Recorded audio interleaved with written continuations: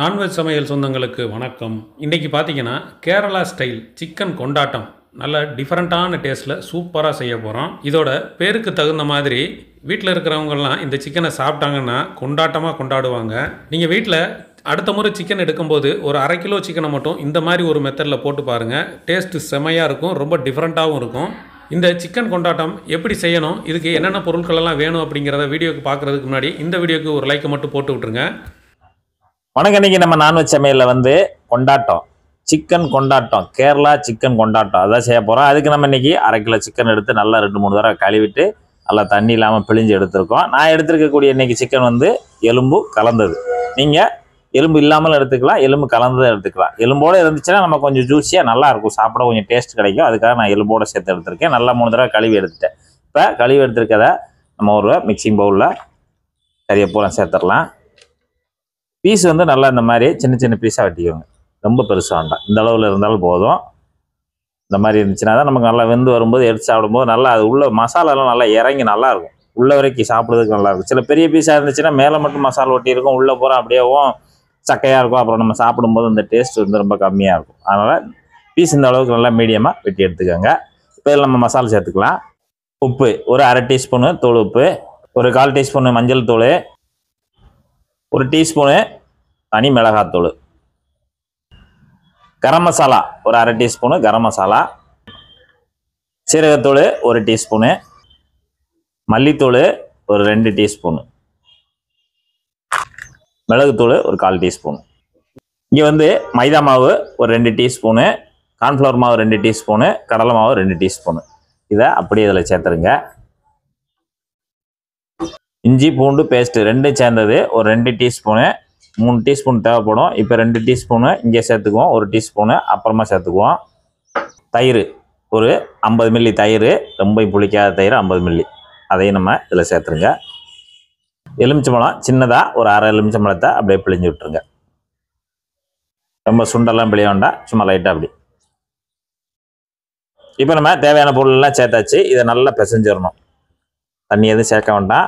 அந்த தயிரோட அந்த ஈரப்பதத்திலேயும் நல்லா எல்லாத்தையுமே கலந்து கொடுத்துருங்க.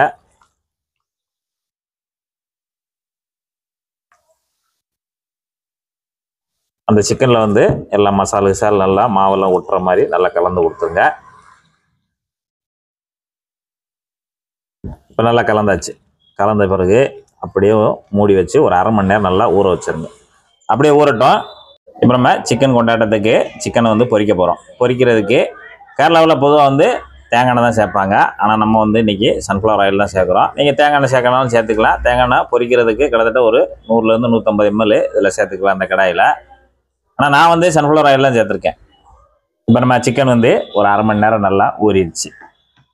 இப்போ இங்கே கடாயில் எண்ணெய் ஒரு 150 ml எண்ணெய் ஊற்றிருக்கோம். எண்ணெய் ஊற்றி எண்ணெய் நல்லா சூடாகிடுச்சு. இப்போ இந்த வச்சுருக்க சிக்கனை ஒரு தடவை கலந்து விட்டுட்டு சிக்கனை நம்ம பொரிச்சு எடுக்க போகிறோம். ஒரு 2 ரவுண்டாக பொரிச்சு எடுத்துக்கலாம். இப்போ நல்லா ஊறி வந்த சிக்கனை எடுத்து நம்ம எண்ணெயில் பொரிச்சு எடுத்துக்க போகிறோம். ஒவ்வொரு பீஸாக எடுத்து அப்படியே எண்ணெயில் வச்சுருங்க.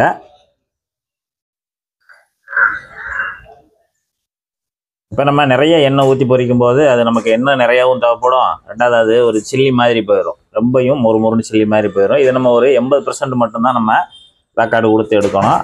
அதனால் எண்ணெய் எந்த அளவு குறைஞ்ச அளவில் ஊற்றி இந்த மாதிரி நம்ம வேக வச்சு எடுத்துக்கிறோம். எந்த அளவுக்கு பிடிக்குமோ அந்த அளவுக்கு பரவாயில்ல. எல்லா சிக்கனை கொஞ்சம் கொஞ்சமாக சிக்கனை அப்படியே வச்சு புரட்டி விட்டு நல்லா வேக வச்சு எடுத்துக்கணும். நல்லான்னா 80% வேக வச்சு எடுத்துக்கணும். இப்போ நம்ம ஹை ஃப்ளேமில் வச்சு தான் பண்ணுறேன். 2 நிமிஷம் ஆச்சு சிக்கனை போட்டு. இப்போ நம்ம சிக்கனை புரட்டி விட்டுக்கலாம். நல்லா புரட்டி விட்டு ஒரு 80% நல்லா வேக வச்சு எடுத்துடணும் எண்ணெயிலேயும். இப்போ நம்ம எல்லாத்தையும் புரட்டி விட்டாச்சு. புரட்டி விட்டும் நல்லா வேகட்டும். இப்போ சிக்கனை அங்கிட்டு இங்கிட்டுமா நல்லா நகட்டி விட்டு வேக வச்சு எடுத்துக்கோங்க. இப்போ நமக்கு நல்லா சிக்கன் வெந்துருச்சு. நல்லான்னா ஒரு 80-85% வெந்துருச்சு. இப்போ நம்ம இதை எடுத்துடலாம், தனியாக எடுத்துடலாம். இந்த இருக்க சிக்கனை பூரா தனியாக எடுத்துருங்க. இப்போ நம்ம மறுபடியும் இருக்கிற மீத சிக்கனையும் அதே மாதிரி நம்ம சொன்ன லெவலில் நீங்கள் நல்லா பொரிச்சு எடுத்துக்கோங்க. தனியாக எடுத்து வச்சுக்கோங்க. அடுத்தடுத்து இதோட முடிஞ்சிடல, இனிமேல் தான் கொண்டாட்டமே இருக்குது. கிளைமேக்ஸ் முடிஞ்சிச்சுன்னு போயிடாதீங்க. இப்போ நம்ம கொண்டாட்டத்துக்கு ஸ்டார்ட் பண்ணிடலாம். அதுக்கு நம்ம கனமான கடாயை அடுப்பில் வச்சுருக்கோம். இப்போ வந்து ஒரு 50 ml தேங்காய் எண்ணெய். இந்த இடத்துல தான் நம்ம தேங்காய் எண்ணெய் யூஸ் பண்ணுறோம். ஆனால் அவங்க வந்து கேரளாவில் ஃபுல்லாகவே தேங்காய் எண்ணெய் யூஸ் பண்ணுவாங்க. நம்ம வந்து சிக்கனை பொரிச்சு எடுக்கும்போது சன்ஃப்ளவர் ஆயில் சேர்த்துருக்கோம். இப்போ நம்ம கொண்டாட்டம் செய்யும்போது தேங்காய் எண்ணெய் சேர்த்துருக்கோம். இந்த இடத்துல நம்ம 50 ml சேர்த்துருக்கோம். நீங்கள் கூட கொஞ்சம் சேர்க்கறனாலும் சேர்த்துக்கலாம். வெங்காயம் ஒரு 2 வெங்காயம், பெரிய வெங்காயம் 2 வெங்காயத்தை எடுத்து நல்லா பொடுசாக வெட்டி வச்சுருக்கோம். பொடுசாக வெட்டின வெங்காயத்தை உள்ளே சேர்த்துடலாம். எண்ணெய் சூடானோடனே அந்த வெங்காயத்தை 2 வெங்காயத்தை நல்லா பொடுசாக வெட்டி வச்சுருக்காத உள்ளே சேர்த்துடலாம். வெங்காயம் வந்து நல்லா செவந்து வரணும். 2 பச்சை மிளகாய் நல்லா பொடுசாக கட் பண்ணி வச்சுருக்கோம். அதையும் நம்ம இதோட சேர்த்து வதக்கிக்கலாம்.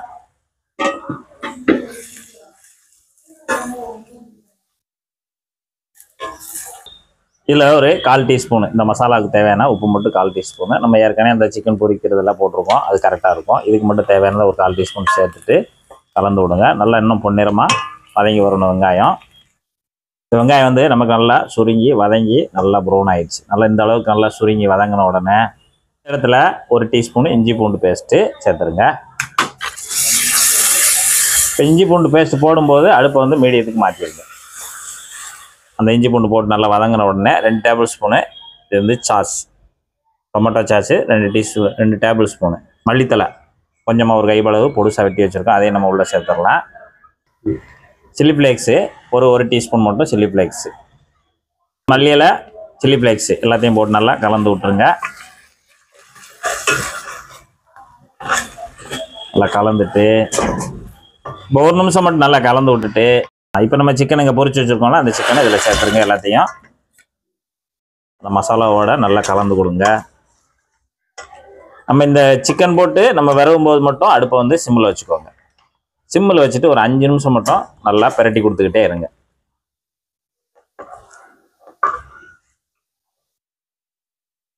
அவ்வளோதான், நமக்கு 5 நிமிஷம் நல்லா இந்த சிம்மில் வச்சுட்டு அப்படியே கிண்டி கொடுத்து சூப்பராக ரெடி ஆகிடுச்சு சிக்கன் கொண்டாட்டம்.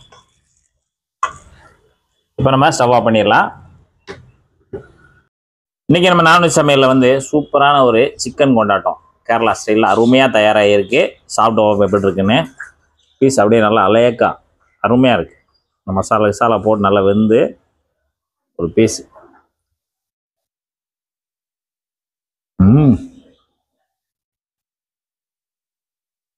அப்படியே நம்ம இந்த சிக்கன் எடுத்து சாப்பிடும்போது அந்த தேங்காய் எண்ணெய் வாசத்தோடு சாப்பிடும்போது நல்லா அருமையாக இருக்குது. வெறும் வாயில் ஒரு வாய் தின்னாலும் திரும்ப திரும்ப திங்கிற சுவையில் அருமையான ஒரு கேரளா ஸ்டைலு சிக்கன் கொண்டாட்டம் சூப்பராக இருக்குது. இதே போல் இதே ஸ்டைலில் நீங்களும் ஒரு சிக்கன் கொண்டாட்டத்தை செய்து சாப்பிட்டு பார்த்துட்டு எப்படி வந்ததுன்றதை கமெண்டில் சொல்லுங்கள். நன்றி, வணக்கம்.